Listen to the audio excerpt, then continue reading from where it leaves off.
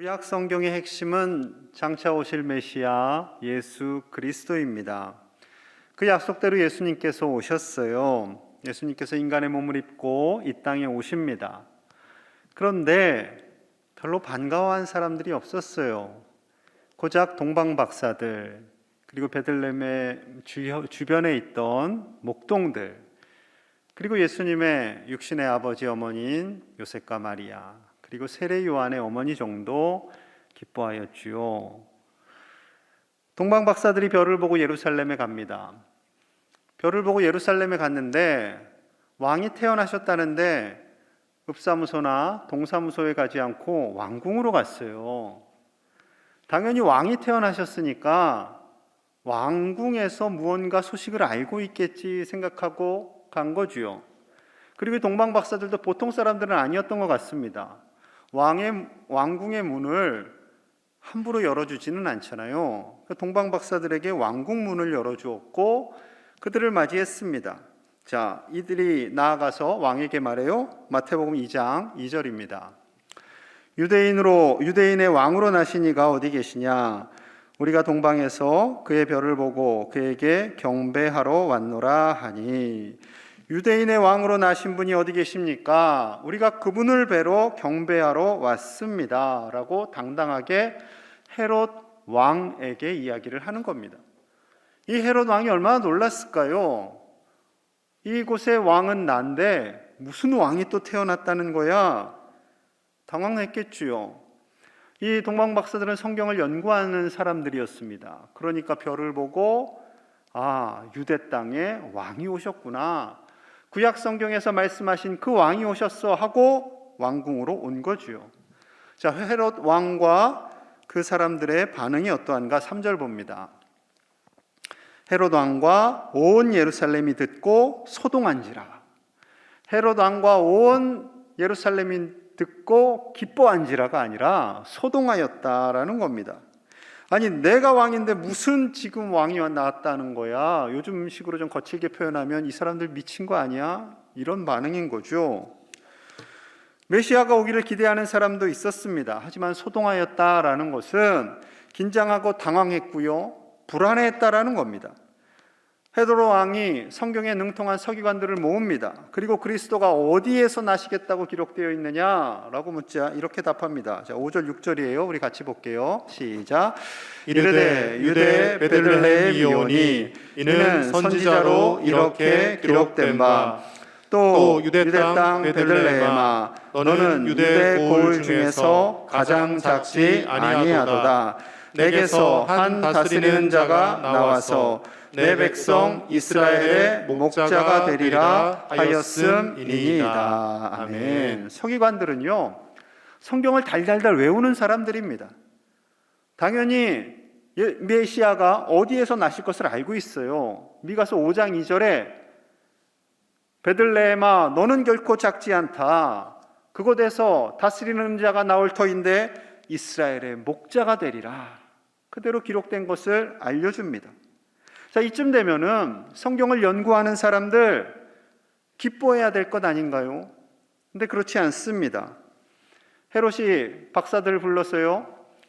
그 왕이 어디 있는지 잘 확인한 후에 나에게 알려주십시오. 나도 경배하겠습니다. 이렇게 말해요. 물론 거짓말이죠.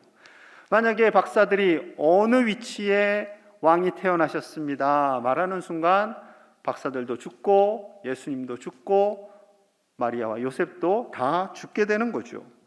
이를 아신 하나님께서 동방 박사들이 헤롯 왕을 찾아가지 못하게 하고 돌아서 집으로 가게 합니다. 하나님이 막으시는 거죠. 자, 헤롯이 기다려도 동방 박사들에게 소식이 안 오네요. 자, 16절 말씀입니다. 이에 헤롯이 박사들에게 속은 줄 알고 심히 노하여 사람을 보내어 베들레헴과 그 모든 지경 안에 있는 사내 아이를 박사들에게 자세히 알아본 그때를 기준하여 2살부터 그 아래로 다 죽이니. 박사들에게 속임을 당했구나 분노합니다. 그리고 군대를 보냈어요. 베들레헴과 그 주변에 있는 2살 이하의 남자 아기들을 다 죽여버립니다. 상상할 수도 없는 악행을 저지른 거죠. 마치 푸틴이 우크라이나를 공격하고 수많은 비무장 국민들, 여성들, 어린 아이들을 죽이고도 너무나 당당한 것처럼 헤롯도 그러했다라는 거죠. 저는 이 부분에서 한 가지 더 안타까운 것이 있습니다. 분명히 서기관들이 헤롯에게 베들레헴에서 메시아가 태어나십니다 라고 전했잖아요. 그리고 동방의 박사들이 별을 보고 찾아왔다고 했잖아요. 그러면은 서기관들은, 제사장들은 그토록 기다리던 메시아를 한번 좀 찾아봐야 하지 않겠습니까? 정말 베들레헴에 메시아가 오셨는가 하고 좀 찾아보는 신용이라도 좀 해야지요. 그것이 서기관과 이 바리새인들, 제사장의 도리일 텐데, 그리고요 그 일이 그냥 묻혀버립니다. 아무 일 없는 듯이. 아마도 그렇겠죠. 헤롯이 저렇게 잔인하게 어린 아기들을 죽이는데 우리가 괜히 나섰다가 직분도 잃어버리고 먹고 사는 것도 잃어버리고 이 권력과 명예까지 다 잃어버리는 것이 아닌가 하고 움츠려들었을 수 있겠지요. 그들은 먹고 사는 문제가 예수님이 오신 것보다 더 소중했습니다. 그리고 이러한 세속적인 성공을 꿈꾸는 사람들은 예수님을 죽이는데 더 앞장서게 되지요. 요한복음 11장 49절과 50절입니다. 그 중에 한 사람 그 해의 대제사장인 가야바가 그들에게 말하되 너희가 아무것도 알지 못하는도다. 한 사람이 백성을 위하여 죽어서 온 민족이 망하지 않게 되는 것이 너희에게 유익한 줄을 생각하지 아니하는도다 하였으니.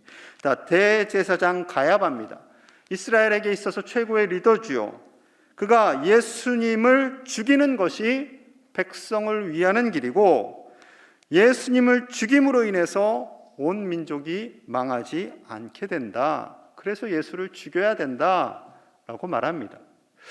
읽다 보면요, 예수님께서 십자가를 지러 이 땅에 오셨고 예수님은 죽으시고 우리를 살리셨으니까 가야바의 말이 대략 맞는 것 같은데 라고 생각하시는 분들도 계실 겁니다. 그런데 이 가야바는 예수님께서 십자가를 지러 오셨다라는 것을 전혀 모르는 상황이에요.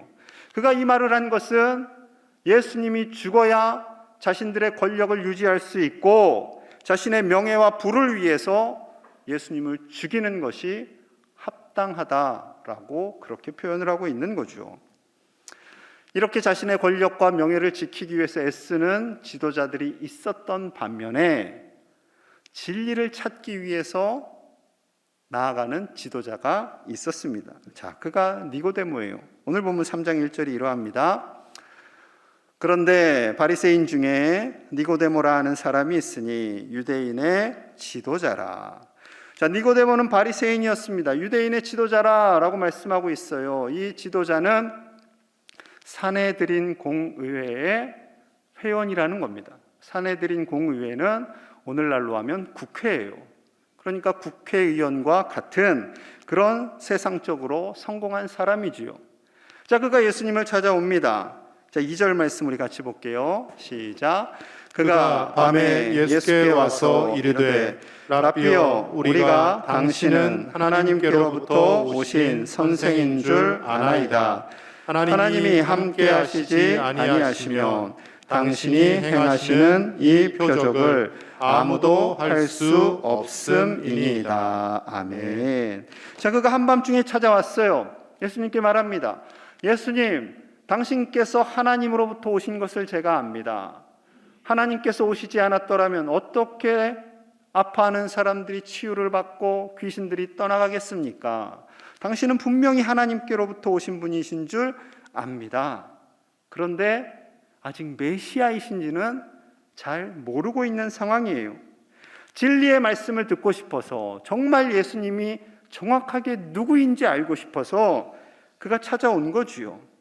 진리를 향한 갈망이 그의 안에 있었습니다. 자, 그런데 만약에 자신이 예수님을 만났고 그 진리를 듣고 믿게 되었다라는 소문이 퍼지면 어떻게 돼요? 그가 그의 권력도 높은 자리도 다 잃어버리게 됩니다. 그럴 수 있음에도 불구하고 예수님을 만나고 싶고 진리를 향한 갈망이 그의 안에 있었던 거죠. 자, 예수님께서 그의 마음을 아시고요, 본론으로 바로 들어가면서 이렇게 말씀하세요. 자, 3절입니다. 예수께서 대답하여 이르시되 진실로 진실로 내게 이르노니 사람이 거듭나지 아니하면 하나님의 나라를 볼 수 없느니라. 진실로 진실로 내가 너에게 말하는데 사람이 거듭나지 않고서는, 다시 태어나지 않고서는 하나님의 나라를 볼 수 없단다라고 말씀하고 있습니다. 하나님의 나라를 볼 수 없다라는 것은 그 나라에 갈 수 없다라는 거죠. 얼마나 당황스러웠겠습니까? 지금 자신은 태어나서 지금까지 율법을 통해서 구원을 받고, 그리고 그 율법을 잘 지켜야 한다고 배워왔고 가르쳐 왔는데, 갑자기 예수님께서 다시 태어나야 하나님의 나라를 볼 수 있고 갈 수 있다라고 하는 거예요.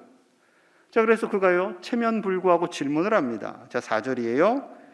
니고데모가 이르되 사람이 늙으면 어떻게 날 수 있사옵나이까? 두 번째 모태에 들어갔다가 날 수 있사옵나이까? 니고데모가 질문을 하는 거예요. 예수님, 제가 이 나이에 어떻게 다시 태어날 수 있습니까? 어머니 뱃속에 다시 들어갔다 나와야 됩니까? 여러분, 굉장히 똑똑하고요, 유명한 분이 이런 질문을 할 수 있습니다. 굉장히 순수한 분이에요. 예수님의 말씀을 듣고 내가 그럼 어떻게 거듭나야 합니까? 있는 그대로 질문하는 거예요. 여러분, 질문하는 것은요, 굉장히 건강한 믿음입니다.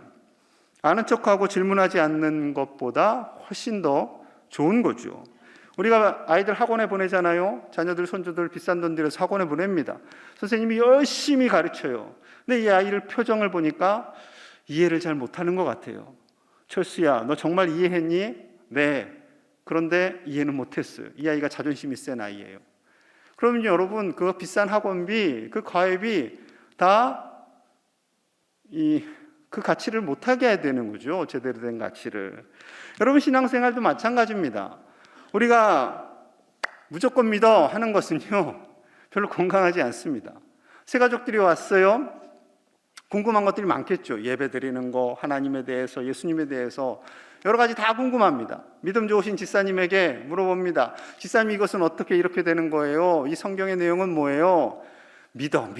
나중에 다 알게 돼.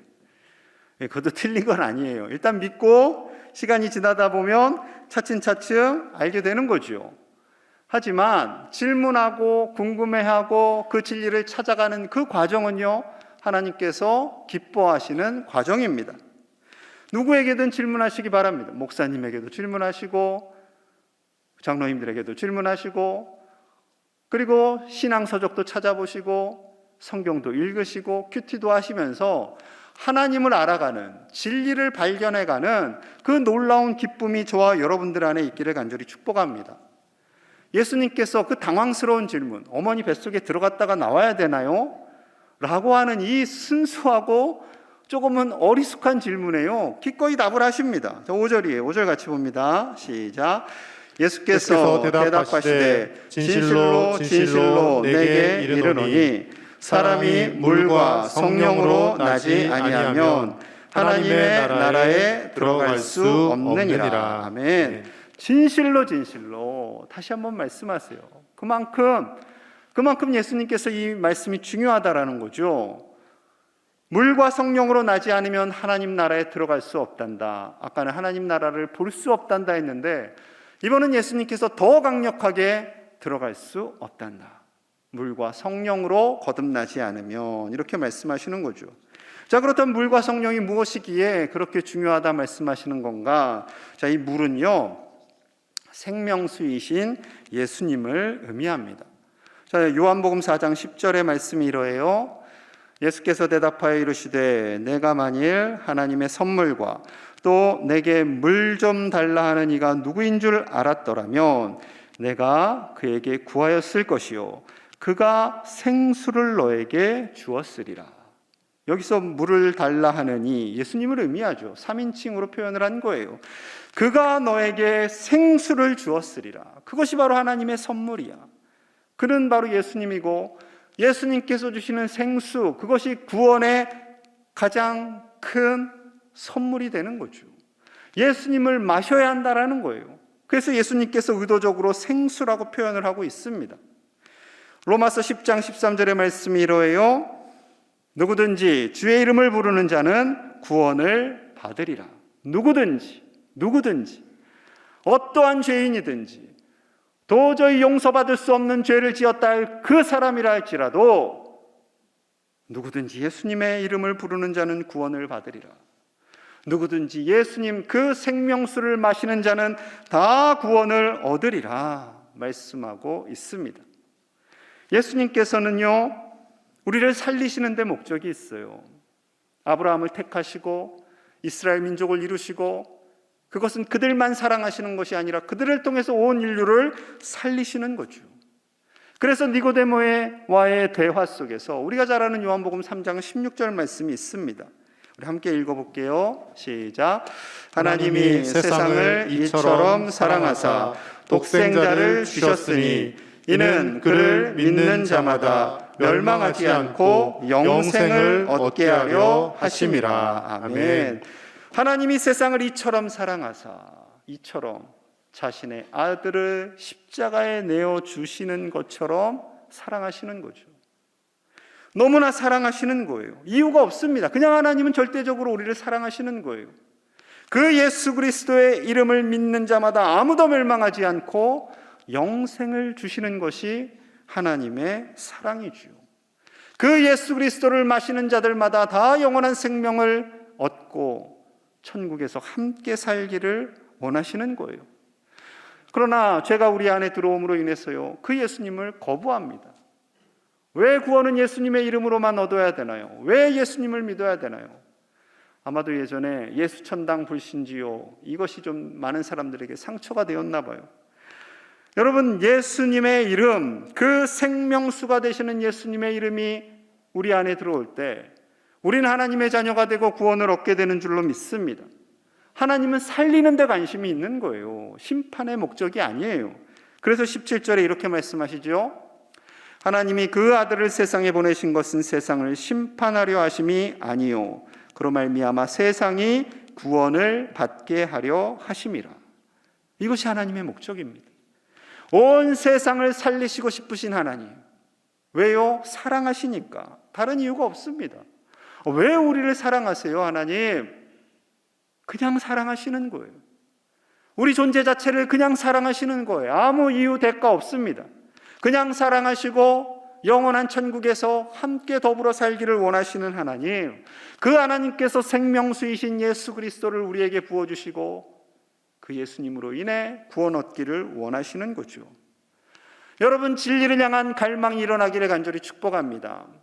우리가 이 세상의 지식, 세상에서 잘 되고자 하는 지식은 너무나 찾으려고 애를 쓰잖아요.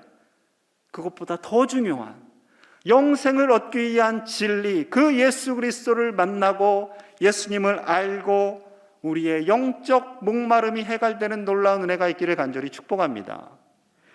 자, 두 번째로 예수님께서 성령으로 거듭나야 한다고 말씀하셨어요. 왜 성령님이 중요한가? 성령님은 하나님의 영이신 동시에 예수님의 영이 됩니다. 그래서 삼위일체 하나님이 됩니다. 그 성령님을 우리에게 부어주시는데요, 놀라운 선물이라고 말씀하세요. 왜냐하면 고린도전서 12장 3절의 말씀이 이러합니다. 우리 같이 볼게요. 시작. 그러므로 내가 너희에게 알리노니 하나님의 영으로 말하는 자는 누구든지 예수를 저주할 자라 하지 아니하고 또 성령으로 아니하고는 누구든지 예수를 주시라 할 수 없느니라. 아멘. 성령으로 아니하고든 누구든지 예수를 주라고 할 수 없다. 부정의 부정은 강한 긍정이에요. 그러니까 성령님이 우리 안에 있기 때문에 우리가 예수님을 나의 구원자이십니다, 나의 구주십니다 라고 고백할 수 있다라는 거죠. 성령님이 언제 내 안에 계시는지 잘 모르겠어요 라고 생각하시는 분들은 내가 예수님을 구주로 고백하고 있는가 생각하시면 됩니다. 그것은 내 의지와 내 지식으로 되는 것이 아니라 누가 하게 하신 거라고요? 성령님이 내 안에 예수님을 깨닫게 해주셔서 예수님을 나의 구주로 고백하게 된 거지요. 그런데 그 당시 지도자들은 어떻게 됐다고요? 예수님을 죽이려고 했어요. 그러니까 그들이 성령을 받은 사람들이에요, 안 받은 사람들이에요? 하나님을 알고 하나님을 경외한다고는 하지만 그들이 성령님을 받지 못했기 때문에 예수님을 죽이려고 하고 예수님을 향한 거짓 소문을 내고 그런 거에 앞장섰던 것이지요. 여러분, 거듭나면 예수님이 보이게 되는 줄로 믿습니다. 거듭나서 우리가 예수님을 구주로 고백하며 그 성령님의 이끌림 받는 복된 삶을 사는 저와 여러분들 되시기를 간절히 축복합니다. 그러니까 예수님과 성령님은요, 따로 구별될 수가 없어요. 늘 함께 가시는 거예요.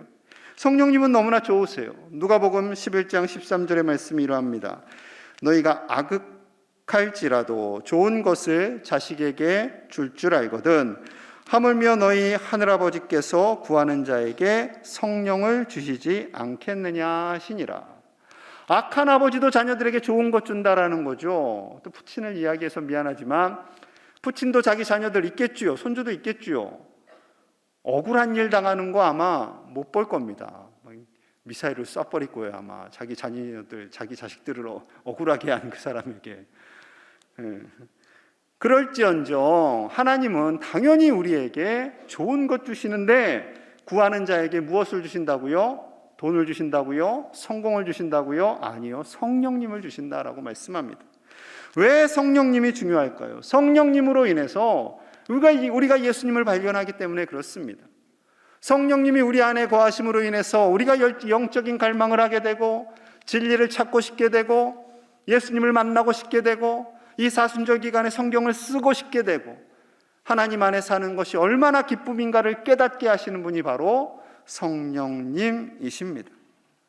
여러분, 성령님께서 주시는 영적인 복을 다 받아 누리시기를 간절히 축복합니다. 성령님께서요, 이 땅의 복도 당연히 주시지요. 자, 디도서 3장 6절에서 8절 말씀이 이러합니다. 우리 구주 예수 그리스도로 말미암아 우리에게 그 성령을 풍성히 부어주사 우리로 그의 은혜를 힘입어 의롭다 하심을 얻어 영생의 소망을 따라 상속자가 되게 하려 하심이라. 우리 8절 같이 볼게요. 이 말이 미쁘도다. 원하건대 너는 이 여러 것에 대하여 굳세게 말하라. 이는 하나님을 믿는 자들로 하여금 조심하여 선한 일을 힘쓰게 하려 함이라. 이것은 아름다우며 사람들에게 유익하니라. 아멘. 이것은 아름다우며 우리에게 유익하다 말씀하세요. 하나님께서 예수님으로 말미암아 성령을 풍성히 부어주세요. 그럼 어떤 복이 임한다고요? 영생의 소망을 따라 상속자가 되게 하신다. 하나님의 상속자. 여러분, 누구의 상속자가 되고 싶으세요? 이건희 회장의 상속자가 되고 싶으세요? 하나님의 상속자가 최고의 복입니다, 여러분. 천지 만물을 지으시고 운행하시는 그 하나님의 상속자, 그 상속자로 사는데 우리가 무엇이 무섭고 걱정이 되겠어요? 무슨 노후가 걱정이 되겠어요? 우리 자녀들의 미래가 뭐가 걱정이 되겠어요? 하나님의 상속자로 사는 저와 여러분들 되시기를 간절히 축복합니다. 성령님이 우리 안에 풍성히 부어지고요, 예수님을 갈망하고요, 그 진리 안에서 생수 되신 예수님으로 말미암아 하나님의 상속자로 사는 그 놀라운 복을 저와 여러분들 다 받으시기를 간절히 축복합니다. 그 하나님의 은혜가 이 사순절 기간에 가득 부어져서 예수님으로 인해 기뻐하고 성령님 안에서 그 풍성한 은혜를 누리시는 저와 여러분들 되시기를 간절히 축복합니다. 우리 함께 마음을 모아서 기도하겠습니다. 우리도 니고데모처럼 진리에 목마른 자가 되기를 원합니다. 예수님을 찾고 만나고 그 풍성한 성령님 안에서 사는 우리가 되게 하여 주시옵소서. 하나님의 상속자로 사는 그 복을 날마다 누리며 살게 하여 주시옵소서. 우크라이나 땅에 속히 전쟁이 그치고 푸틴 대통령이 용서를 구하는 날이 오게 하여 주시옵소서. 코로나의 종식을 위해서 하나님께서 싸우심을 믿습니다. 아버지여, 이 땅을 불쌍히 여겨주시옵소서. 이 시간 우리와 우리 가정, 이 나라와 세계를 위해 함께 간절히 기도하겠습니다. 하나님 아버지, 감사합니다. 우리의 심령이 니고데모와 같이 진리에 목마르게 하여 주시옵소서. 진리를 찾는 자들이 되게 하여 주시옵소서. 하나님의 상속자로 사는 것이 얼마나 기쁨인가를 깨닫게 하여 주시고 성령님의 풍성한 임재 안에 거하며 예수님을 찾고 구하는 복된 자녀들, 하나님의 상속자로 사는 그 복을 이 땅에서와 영원히 누리며 살게 하여 주시옵소서. 우크라이나 땅에 속히 전쟁이 그치기를 원합니다. 아버지여, 폐허가 되며 아파하는 저들을 불쌍히 여겨주시고 하루속히 평화가 임하게 하여 주시옵소서. 코로나의 종식을 위해서 하나님께서 싸우심을 믿습니다. 아버지, 온 세계 열방에 하나님의 샬롬이 임하게 하여 주시옵소서. 예수님 이름 받들어 간절히 축복하며 기도하옵나이다. 아멘.